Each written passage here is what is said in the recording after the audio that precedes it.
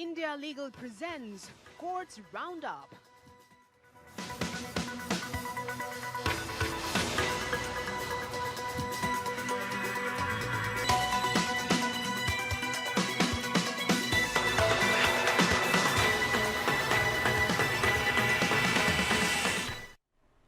नमस्कार बहुत स्वागत है आपका। आप देख रहे कोर्ट्स राउंडअप। मैं हूं आपके साथ नेहा दुबे। इस बुलेटिन में अगले आधे घंटे हम आपको कोर्ट से जुड़ी तमाम छोटी बड़ी खबरों से करवाएंगे रूबरू। कोर्ट की कार्रवाई और सुप्रीम कोर्ट से लेकर हाई कोर्ट्स और लो कोर्ट्स तक के फैसलों को रखेंगे आपके सामने। तो आइए शुरू करते हैं courts roundup. India Legal presents Courts Roundup.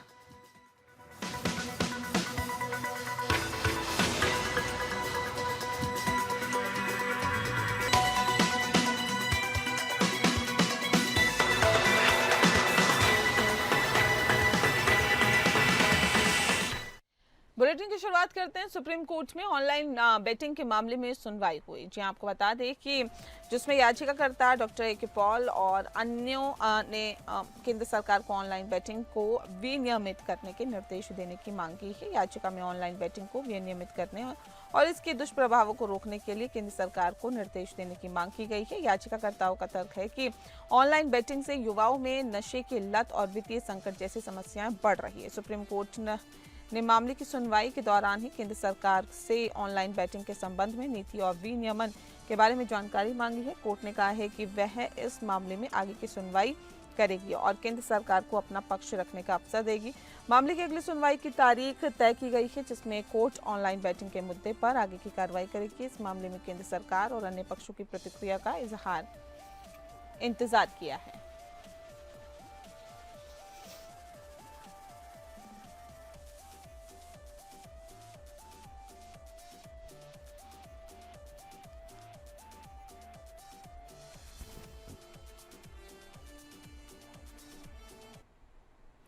वहीं सुप्रीम कोर्ट ने सस्ती लोकप्रियता की आलोचना की है। बता दें आपको कि महाराष्ट्र के अधिकारियों के खिलाफ प्रोटोकॉल चूक के मामले में जनहित याचिका खारिज की है।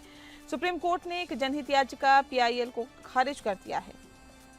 इसमें महाराष्ट्र के अधिकारियों के खिलाफ कार्रवाई की मांग की गई थी। याचिका मुख्य न्यायाधीश के दौरे के दौरान प्रोटोकॉल के उल्लंघन के आरोपों के संबंध में दायर की गई थी। कोर्ट ने इस याचिका को सस्ती लोकप्रियता के लिए दायर किया गया बताया था और इसे खारिज कर दिया। इस मामले में याचिकाकर्ता ने महाराष्ट्र के अधिकारियों पर आरोप लगाया था कि उन्होंने मुख्य न्यायाधीश के दौरे के दौरान प्रोटोकॉल का उल्लंघन किया। हालांकि कोर्ट ने इन आरोपों को गंभीरता से नहीं लिया है और याचिका को खारिज कर दिया।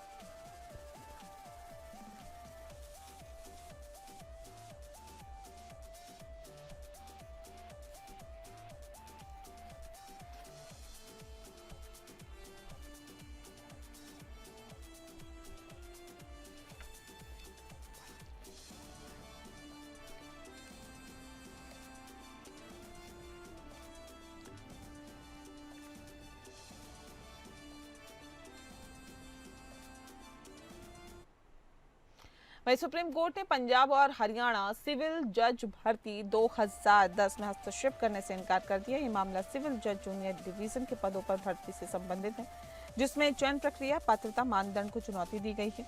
कोर्ट ने अपने फैसले में कहा है कि भर्ती प्रक्रिया में हस्तक्षेप करने का कोई आधार नहीं है और चयन प्रक्रिया को चुनौती देने वाली याचिकाओं को खारिज कर दिया है। ये फैसला उन उम्मीदवारों के लिए महत्वपूर्ण है जिन्होंने इस भर्ती प्रक्रिया में भाग लिया था और अपने चयन की प्रतीक्षा कर रहे थे। न्यायमूर्ति जेके माहेश्वरी और न्यायमूर्ति अरविंद कुमार की खंडपीठ वर्ष 2010 के सिविल जज जूनियर डिवीजन की भर्ती के संदर्भ में पंजाब सिविल सेवा न्यायिक शाखा हरियाणा संशोधन नियम 2010 की व्याख्या के मुद्दे पर विचार कर रही थी।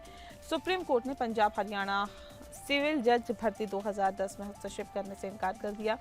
ये मामला सिविल जज जूनियर डिवीजन के पदों पर भर्ती से संबंधित है और चयन प्रक्रिया और पात्रता मानदंड को चुनौती दी गई थी। कोर्ट ने कहा है कि भर्ती प्रक्रिया में हस्तक्षेप करने का कोई अधिकार और आधार नहीं है और इसलिए पिछली सरकारी सेवा का खुलासा नहीं करना बर्खास्तगी का आधार नहीं हो सकता।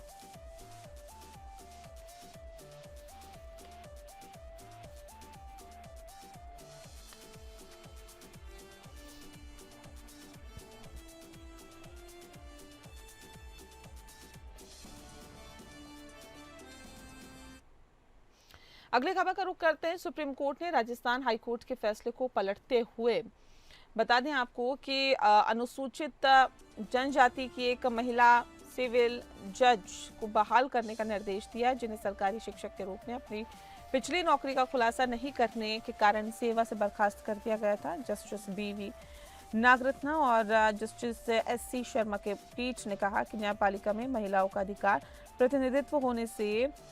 ज्यादा प्रतिनिधित्व होने से निर्णय लेने की गुणवत्ता में सुधार होगा। पिंकी मीना, जो अनुसूचित जनजाति समुदाय से हैं, को राजस्थान हाईकोर्ट ने सिविल जज के पद से बर्खास्त कर दिया था। मीना ने अपनी नौकरी के लिए आवेदन करते समय सरकारी शिक्षक के रूप में अपनी पिछली नौकरी का खुलासा नहीं किया था। सुप्रीम कोर्ट ने कहा कि पिछली सरकारी सेवा का खुलासा नहीं करना बर्खास्तगी का आधार नहीं हो सकता है। कोर्ट ने कहा कि न्यायपालिका में महिलाओं का अधिक प्रतिनिधित्व होने से न्यायिक जो फैसला है उसे लेने की गुणवत्ता में सुधार होगा। न्यायपालिका में महिलाओं का अधिक प्रतिनिधित्व होने से न्यायिक निर्णय लेने की गुणवत्ता में सुधार भी होगा। पिछली सरकार जो है सेवा का खुलासा नहीं करना बर्खास्तगी का आधार नहीं हो सकता है। न्यायपालिका में विविधता और प्रतिनिधित्व से न्यायिक निर्णय लेने की गुणवत्ता में सुधार होगा।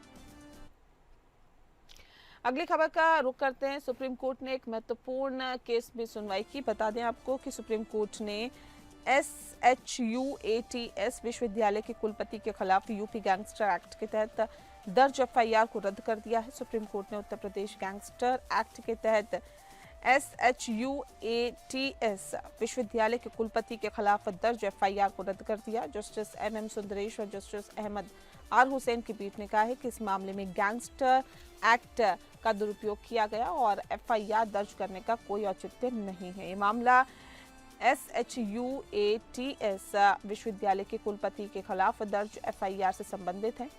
उत्तर प्रदेश गैंगस्टर एक्ट के तहत FIR दर्ज की गई थी। कुलपति पर आरोप लगाया गया था कि उन्होंने विश्वविद्यालय के नाम पर फर्जी दस्तावेज तैयार किया और लोगों को धोखा दिया।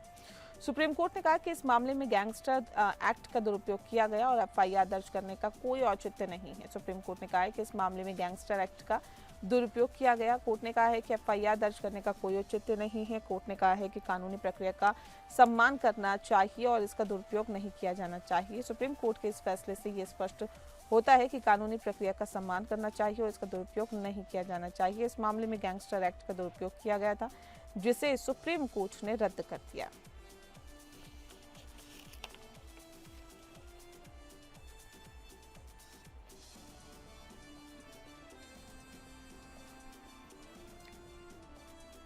सुप्रीम कोर्ट ने एक महत्वपूर्ण फैसले में कहा है कि पुनः विवाह के आधार पर प्रसूति अवकाश से इनकार करना महिला के मौलिक अधिकारों का उल्लंघन है और साथ ही ये मामला तमिलनाडु के कर्मचारी से जुड़ा हुआ है। बता दें आपको कि जिसे पुनः विवाह के बाद प्रसूति अवकाश देने से इनकार कर दिया गया था। तमिलनाडु की एक महिला कर्मचारी ने अपने दूसरे विवाह के बाद प्रसूति अवकाश के लिए आवेदन किया था। इस आवेदन को खारिज कर दिया गया था, जिसके बाद महिला ने हाईकोर्ट में याचिका दायर की थी और हाईकोर्ट में भी याचिका खारिज कर दी, जिसके बाद महिला ने सुप्रीम कोर्ट में अपील की। सुप्रीम कोर्ट ने कहा कि प्रसूति अवकाश एक महिला का मौलिक अधिकार है, जो उसे अपने स्वास्थ्य और बच्चे की देखभाल के लिए आवश्यक है। कोर्ट ने कहा कि पुनः विवाह के आधार पर प्रसूति अवकाश से इनकार करना महिला के साथ भेदभाव है और ये उसके अधिकारों का उल्लंघन भी है। सुप्रीम कोर्ट ने तमिलनाडु सरकार को निर्देश दिया कि वह महिला को प्रसूति अवकाश प्रदान करे और उसके अधिकारों का सम्मान भी करे। सुप्रीम कोर्ट ने कहा कि प्रसूति अवकाश एक महिला का मौलिक अधिकार है, जो उसे अपने स्वास्थ्य और बच्चे की देखभाल के लिए आवश्यक है। कोर्ट ने कहा कि पुनः विवाह के आधार पर प्रसूति अवकाश से इनकार करना महिला के साथ भेदभाव और ये उसके अधिकारों का उल्लंघन भी है। सुप्रीम कोर्ट ने तमिलनाडु सरकार को निर्देश दिया कि वह महिला को प्रसूति अवकाश प्रदान करें और उसके अधिकारों का सम्मान भी करें।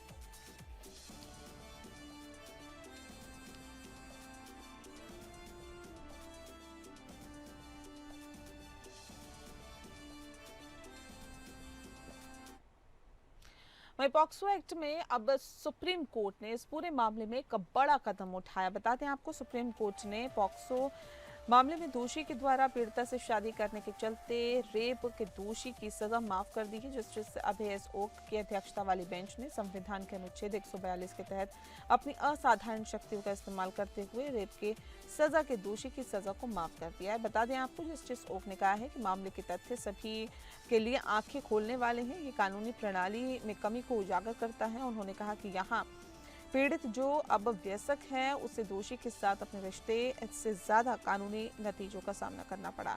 उन्होंने कहा कि पॉक्सो मामले में उसे कोई सजा नहीं दी जाएगी क्योंकि पीड़िता और दोषी अपने बच्चे के साथ विवाहित जोड़े के रूप में साथ रह रहे हैं। सुप्रीम कोर्ट का ये फैसला कलकत्ता हाई कोर्ट के उस फैसले के मद्देनजर है। सुप्रीम कोर्ट द्वारा दिसंबर 2023 शुरू किए गए स्वतः संज्ञान मामले में गुरुवार को दिया है, जिसमें किशोर लड़कियों को 2 मिनट का आनंद के बजाय अपने यौन इच्छाओं को नियंत्रित करने वाली टिप्पणी की गई थी।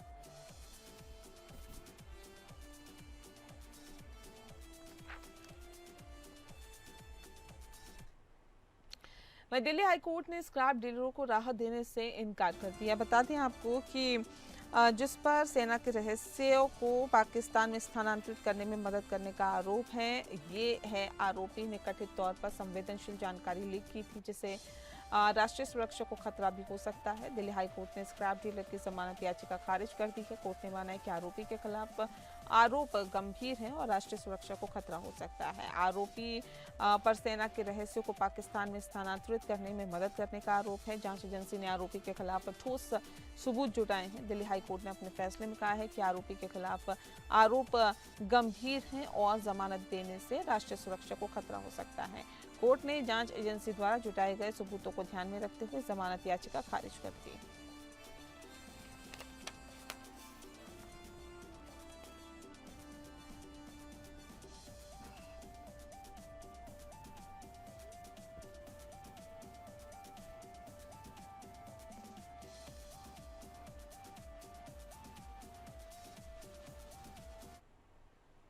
अगली खबर का रुख करते हैं। इलाहाबाद हाईकोर्ट ने मोहम्मद जुमैर के खिलाफ दर्ज मामले में एक महत्वपूर्ण टिप्पणी की है जिसमें कहा गया है कि देश की सामाजिक संरचना और मनोवैज्ञानिक पहलुओं को ध्यान में रखते हुए जांच की आवश्यकता है। जुबैर पर यति नरसिंहानंद के खिलाफ उनके पोस्ट के लिए मामला दर्ज किया गया। ऑल्ट न्यूज के सह संस्थापक मोहम्मद जुबैर ने यति नरसिंहानंद के एक वीडियो को साझा किया जिसमें कथित तौर पर भड़काऊ बयान दिए गए थे। गाजियाबाद पुलिस ने जुबैर के खिलाफ FIR दर्ज की थी जिसमें उन पर धार्मिक समूह के बीच वैमनस्यता बढ़ाने का आरोप लगाया गया था। कोर्ट ने जुबैर की गिरफ्तारी पर रोक लगा दी और कहा कि जांच के दौरान ये तय किया जाएगा कि उनके खिलाफ कोई अपराध बनता है या नहीं। कोर्ट ने कहा कि देश की सामाजिक संरचना और मनोवैज्ञानिक पहलुओं को ध्यान में रखते हुए जांच की आवश्यकता है। कोर्ट ने कहा कि जुबैर के पोस्ट को देखने से पता नहीं चलता है कि उन्होंने अभिव्यक्ति की स्वतंत्रता का उल्लंघन किया है, लेकिन जांच के बाद ही ये तय किया जा सकता है कि उनके खिलाफ कोई अपराध बनता है या नहीं।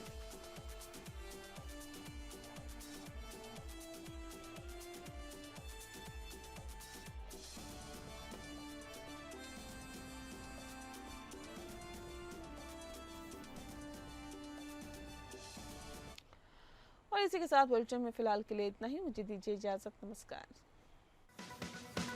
India Legal presents Courts Roundup.